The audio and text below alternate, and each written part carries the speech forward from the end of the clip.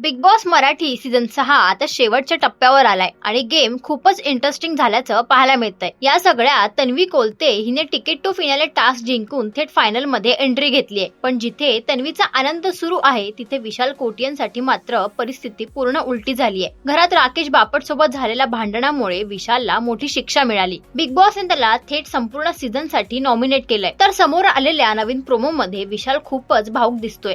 तो स्विमिंग पूल जवळ एकटा बसलेला असतो आणि म्हणतो 12 आठवडे जीव तोडून खेळलो आणि एका चुकीमुळे सगळं संपलं। हे बोलताना तो रडायला लागतो। तो पुढे म्हणतो मला माझ्या टोळीसाठी आई बाबांसाठी जिंकायचं होतं पण आता काहीच करू शकत नाही। हे बोलताना तो खूपच तुटलेला दिसतो। एक छोटी चूक किती महागात पडू शकते हे विशालच्या बाबतीत स्पष्ट दिसतंय। तर विशालच्या या परिस्थितीवर तुमचं काय मत आहे हे आम्हाला कमेंट करून नक्की सांगा। आणि big boss Marathi season 6 colours Marathi आणि जिओ हॉटस्टार वर पाहायला विसरू नका।